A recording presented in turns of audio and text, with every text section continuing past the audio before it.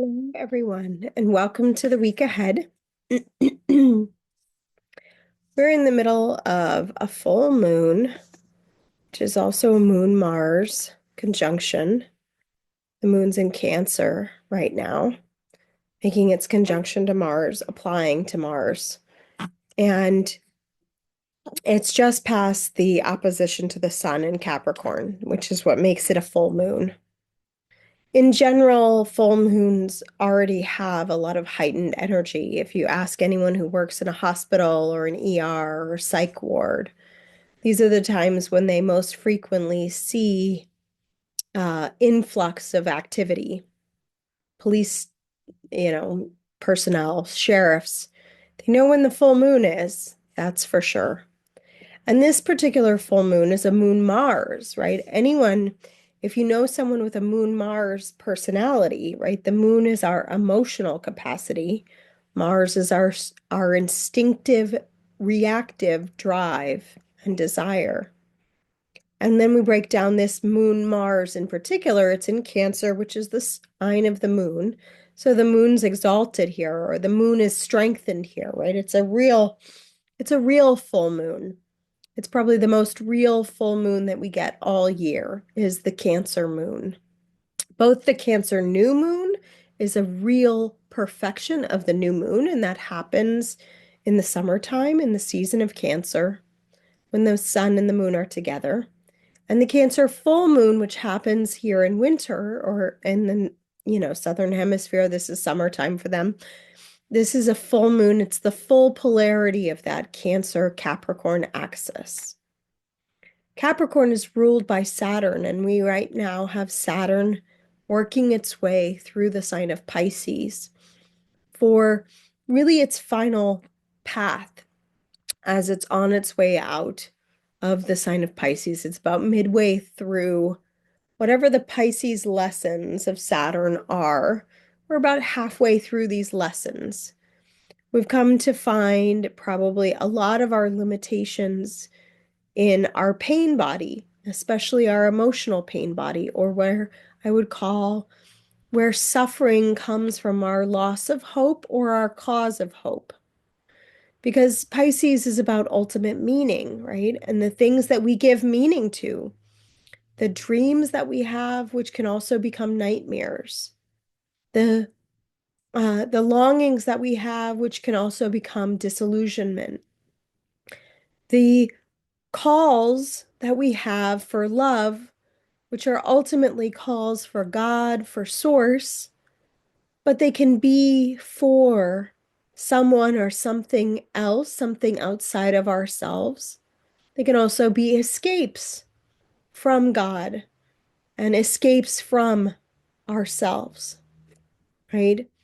And wherever that escapism has come sort of knocking on its door, trying to get you to pay the price for its devotion, right? These are the things that we give our life force, our life energy, our discipline, our time. Saturn is time, our money, our resources too.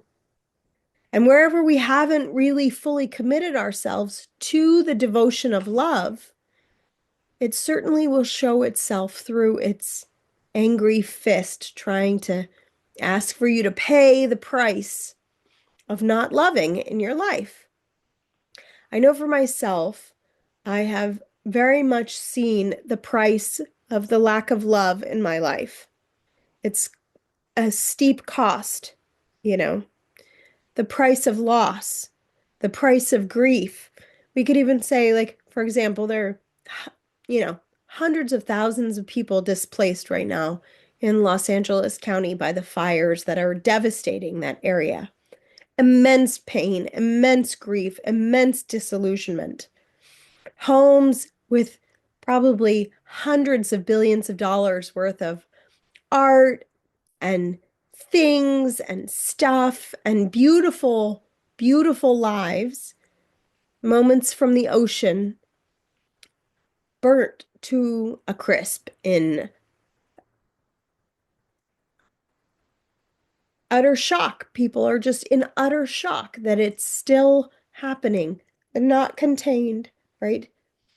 And, this kind of loss of grief um, is catastrophic to some people, right? For so many people, um, this will mean them having to rebuild their lives from nothing, and many of them not necessarily having anything, right? A lot of people, I'm sure, had very good insurance policies, had lots of resources, great capacity to relocate their families, to be somewhere else, to pay for the things, to, repopulate in a different part of the world.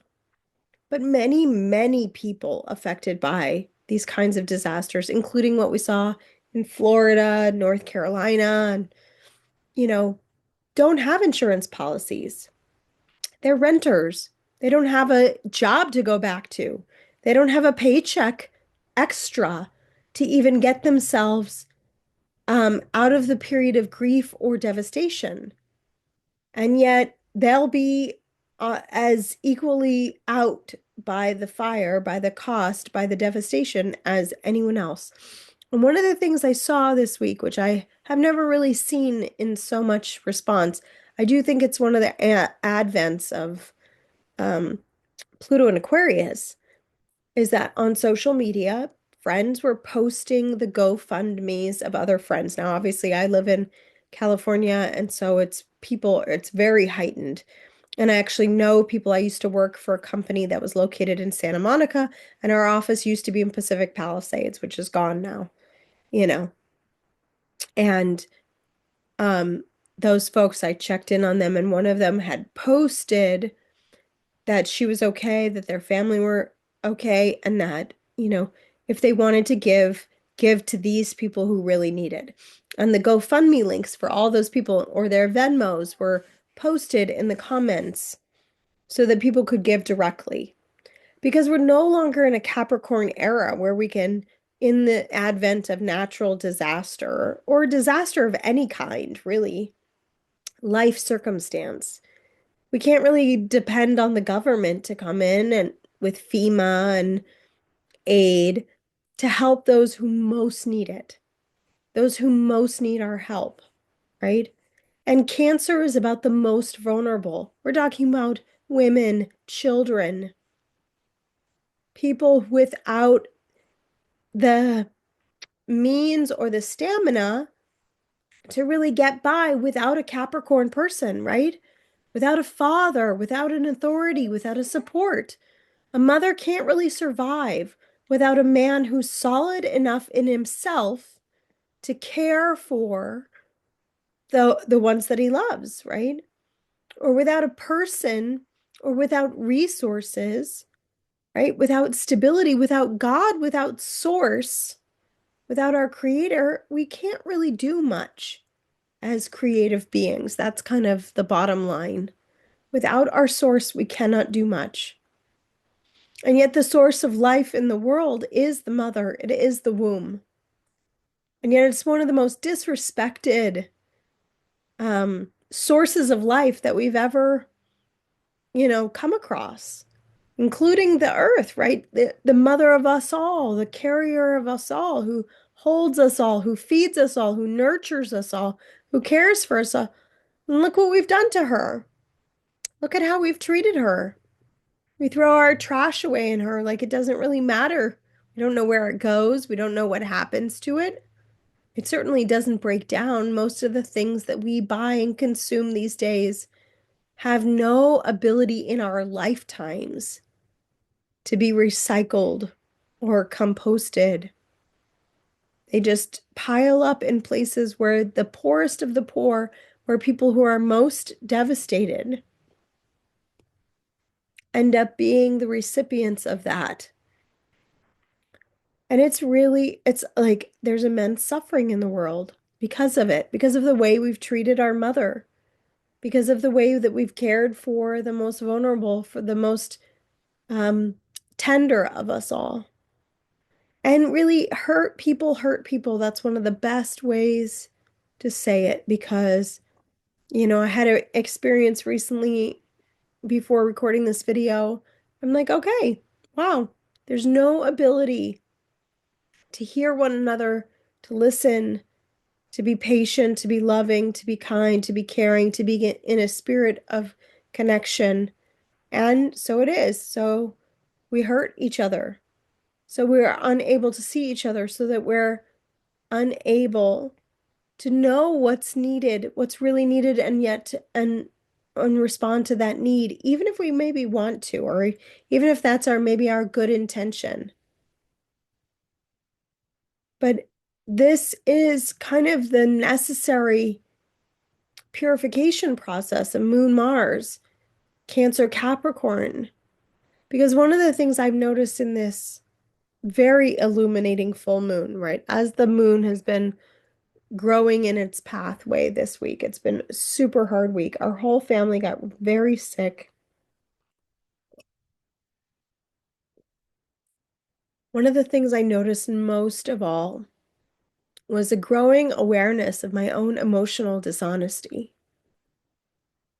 A growing awareness of how, in the world, in the environment, in the relationship, in the ways that things are, there is a very easy tendency towards the polarity, and we're nicely in this Pisces Virgo polarity. This is the polarity of the victim and the perpetrator, or the savior and the martyr, you know. And I think about Jesus, who came to love people, to teach people love, compassion. He was a radical for that.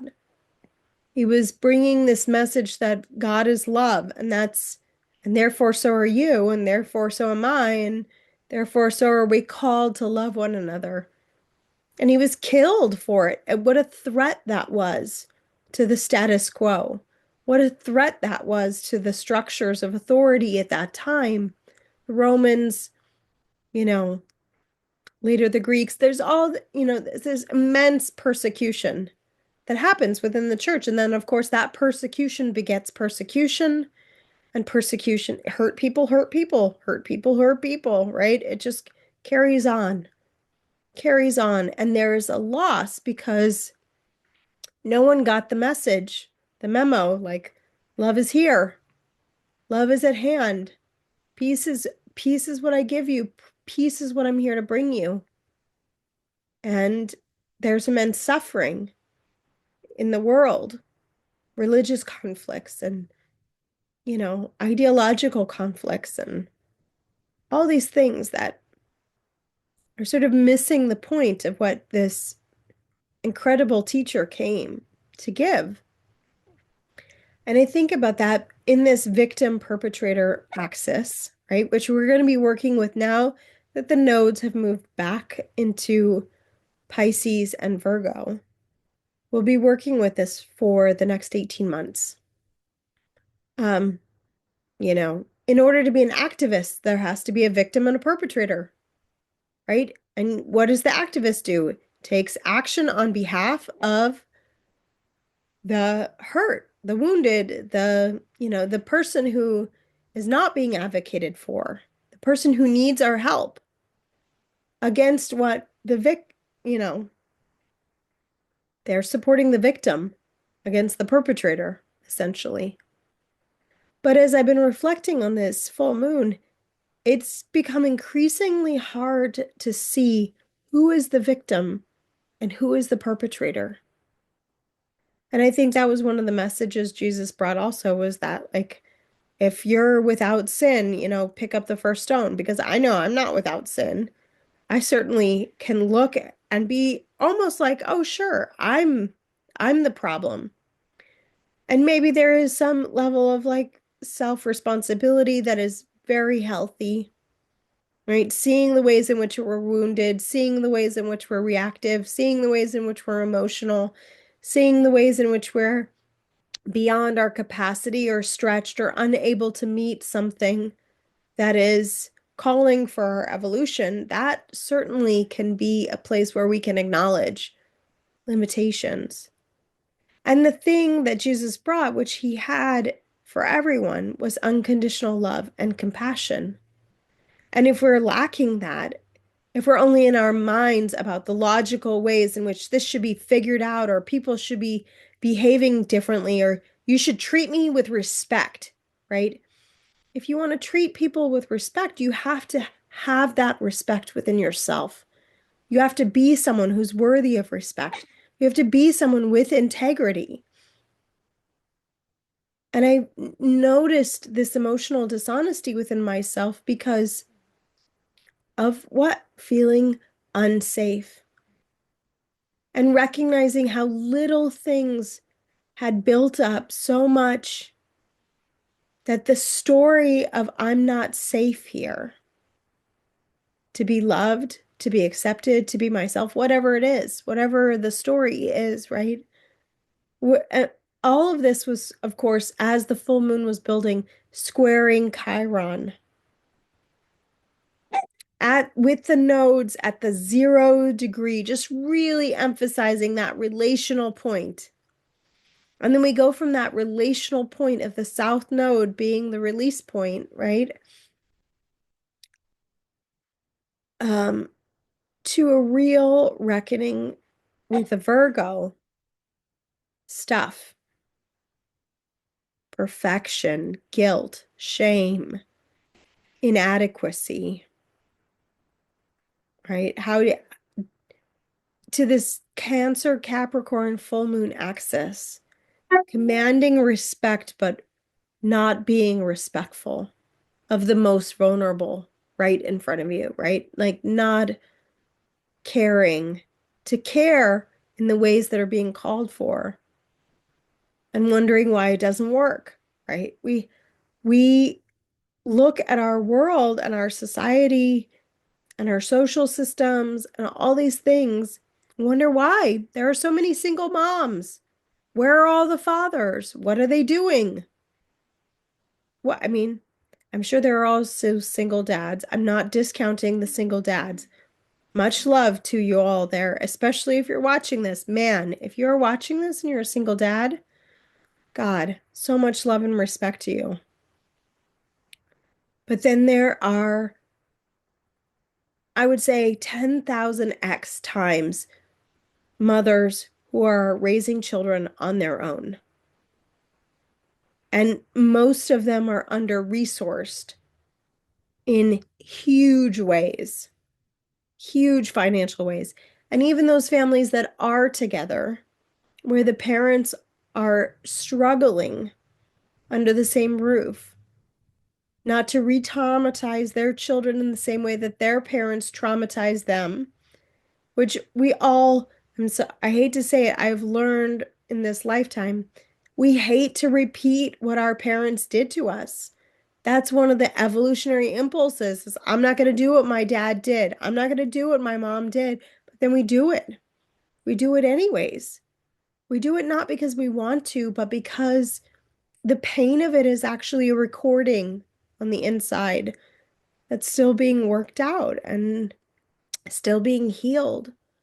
And I do often think that the reason why souls will replay lifetimes of healing in various different relationships year over year over year is because until the soul receives the resolution of the healed experience as an imprint on their nervous system, on their emotional body, the longing for it will be so great, but the familiarity with the opposite of it will be so great that they will continue to create the opposite of what is desired until they can feel the thing emerging that is desired. And if we can't feel that something is healing, like you ever bit your lip and then you rub your tongue over the spot that hurts to feel that it still hurts. But it's not until you forget that that lip is bit and you stop that the body actually automatically heals it. The mouth is one of the fastest healing parts of the body. And before you know it, consciously or unconsciously, it's gone. But sometimes we can get kind of scar tissue in those places within our own hearts where we've been hurt. And we can keep kind of rubbing our tongue on that scar tissue, feeling like, oh, yeah, that still hurts. There it is, you know. I was thinking earlier today, oh man, it's gonna make me cry, about how it felt when I first fell in love with my husband.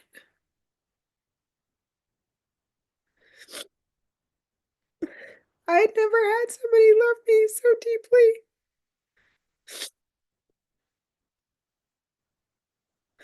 I had never known what it was like to be loved like that. I was so young, but he would write me love notes like every day, little sticky notes reminding me how he felt about me. And he would put it on the bathroom mirror or in places where he would know that I would find it. And I knew what it felt like to be loved.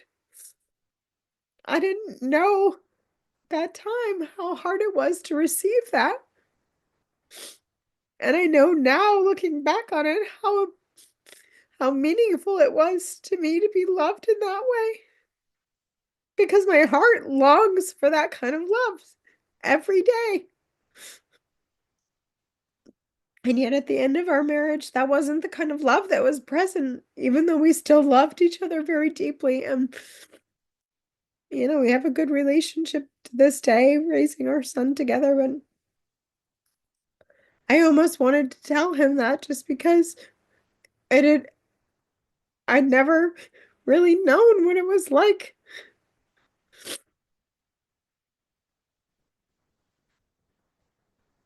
And I miss it so much.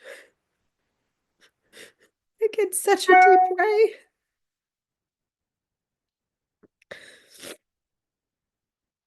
That's kind of the nostalgia of Cancer, you know, and a little bit of Pisces too. They both are signs that really reflect the past. And whether we're healing from the past, whether we're hurt by the past, right? Whether we're reminiscent of the past, brings up feelings of care.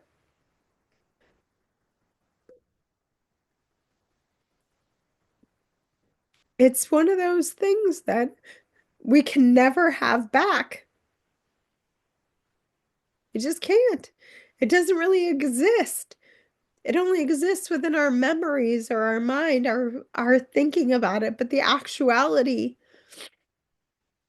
although I did keep, for many, many years, I kept those little notes. Maybe I even still have them in a box. I don't know. You know, it's like old journals too. Those are reminiscent memories. Those are things that in these kind of times,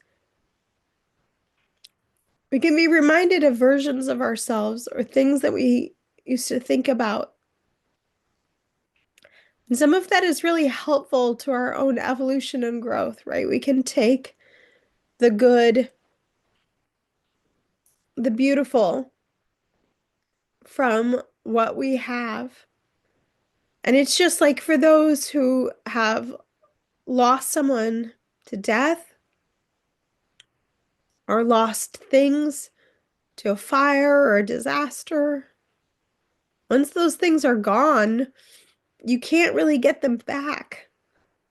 You can only have the feeling of them with you.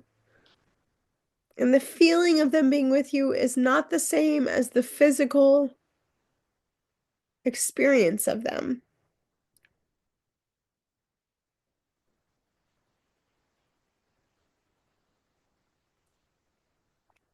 It's really something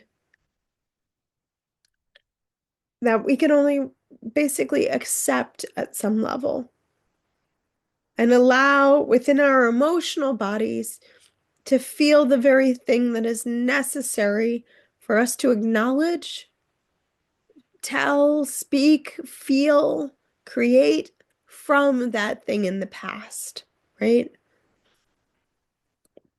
like a memento or a memorial.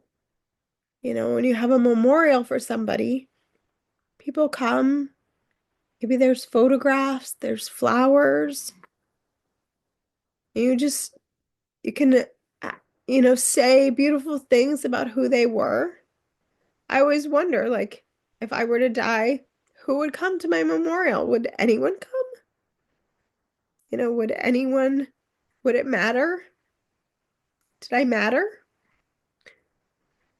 And Pisces, of course, has to do with ultimate meaning. What matters ultimately in the world?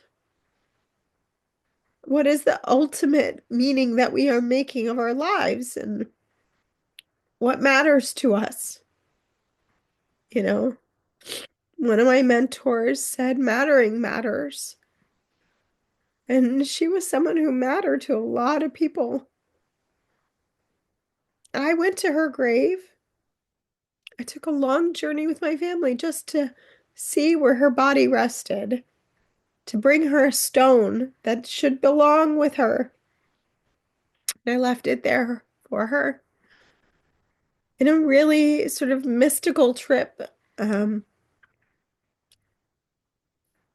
I cherish that memory, you know. I don't know if she even knows that she mattered that much to me, or that her daughter, who's still in this world, matters that much to me. But, there's like a little song by my muse called Love's Poem. And I always thought, well, yeah, that's the song I'd want played at my funeral. You know, one of the lines says something about in my life, there's all these little places where red line, like the red line of like, oh, I made that mistake. There's that, you know, lots of failure, lots of not doing it right and not getting it right. I can feel that way about my marriage, you know. Continue to pray every day for a healed experience of that, which has not come, you know. Oftentimes there are losses that we experience that we can spend entire years of our life, many years, praying for the return of something, for the replacement of something that was lost. And in some cases, those things do come back to us. We do get a second chance. We do get another opportunity to experience love again, to be married again, if you've ever lost a child, which I've lost a child, and I had a dear friend who lost a child in the second trimester. And, she may get another chance to have a child. I got another chance after my loss to have another child. And it's an incredible blessing.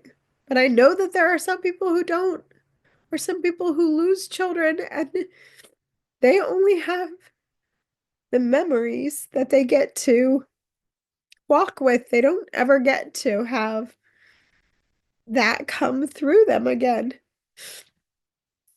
Know a lot of people in this community who lost children as adults.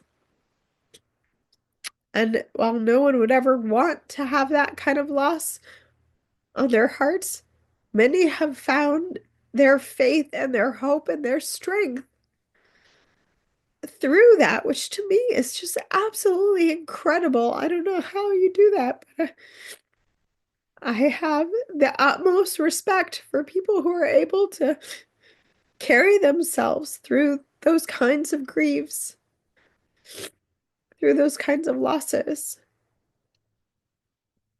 And these are the kind of things that full moons can illuminate for us, right? They can illuminate some of the biggest challenges. Jeffrey Wolf Green calls the full moon the bridge to evolution.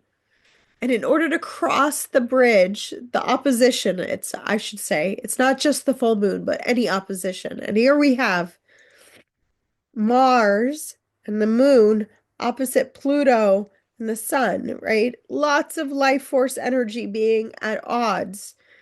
And the bridge to evolution, as he says, is the ability to take it from the personal to the social, to the world, right?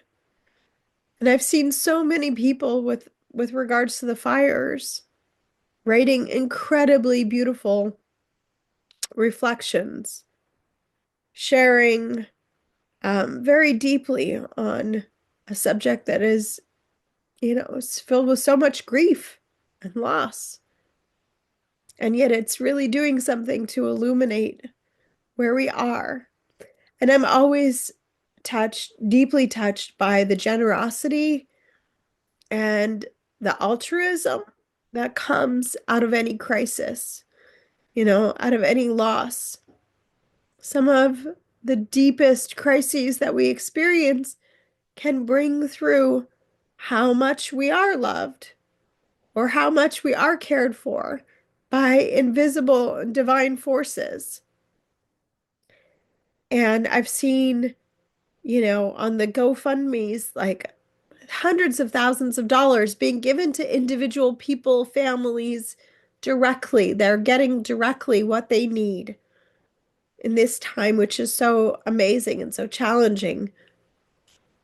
To me, that is a remarkable miracle of the human spirit. It's like we can go through so much. I know that after my divorce, I lost everything, everything, everything that I loved, everything that I dreamed of, everything that I wanted. My life was gone.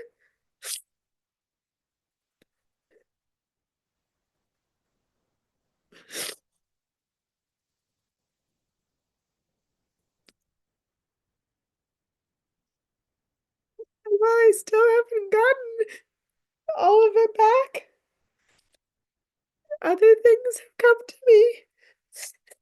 I can continue to look back on that period of time and see how much it was a miracle that I was carried through that with my child, with my son, the people that I was loved by during that time,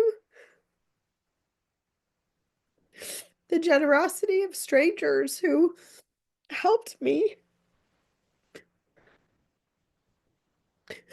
I received gifts and generosity from people that I never will be able to thank.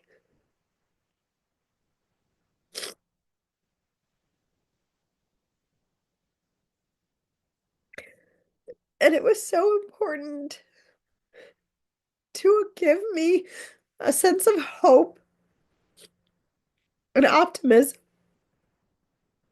and to be able to make meaning out of what was happening in my life at that time and to be able to do what was necessary to heal, which I didn't do it perfectly, and I wish I had taken more time to heal because I think I probably wouldn't be where I am today if, that maybe if I had done things differently. But it is what it is, right? It's all in the past. And the only thing you could do with the past is have a memory of it. You really can't do anything real with it. So it brings us back to the present moment, which is Monday, January 13th, full moon. There's your whole week, all in a nutshell. But anyway, I'll get on to the week. Tuesday, the moon moves into Leo. We get that moon Pluto opposition, which we're going to keep working. God, if you can get yourself to do something creative, inspired with whatever is going on in your life, that would be the thing to do. Um, as you work through the Leo moon, which will square Uranus. into Wednesday. And then Thursday, we get into the Virgo moon. And the Virgo moon is good for discernment, for purification, for cleaning house. There will be a period of time where the Virgo moon will be opposite Saturn and Venus. This can be constructive, really, for getting oneself organized. Um, Especially if we're trying to organize the imagination or organize it's like the artist getting the art studio cleaned up and organized so that you can paint, so that you can be free to make a mess. Because shortly after that opposition, then you get it crosses over the South Node into Libra. We get our first Libra moon. Um, right before the sun moves into Aquarius. And, Aquarius season is a whole different animal. It's a fixed sign as opposed to a cardinal sign.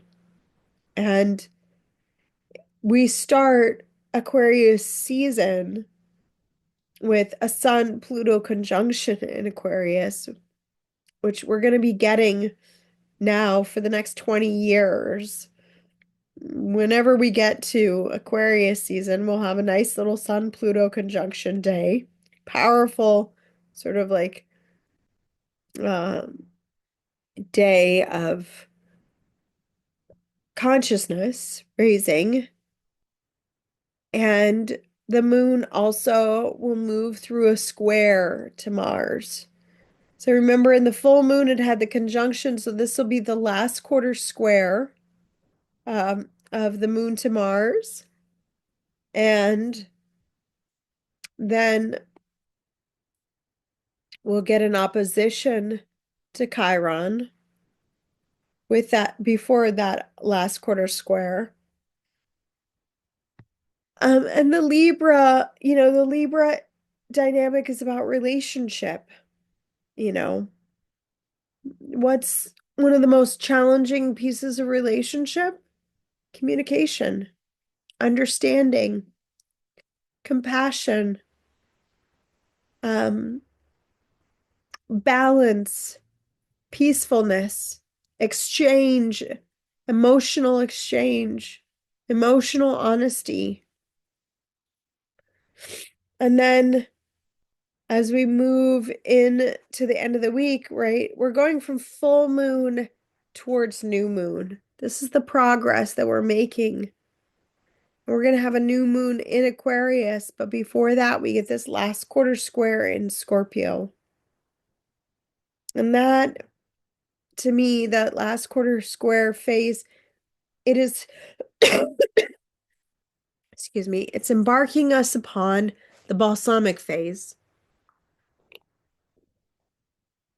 And the balsamic phase is all about closing out a cycle, closing out one evolutionary intention or one lunar intention, one cycle of a month in order to begin a new one. And whenever we're closing out a cycle, we of course make progress through the lessons, through what sometimes the hard lessons, sometimes the soft lessons, the easy lessons, the repeated lessons, the inspired lessons, you know. I've literally had all those kinds of lessons lately. I have every morning I get up with my devotional and I read a lesson.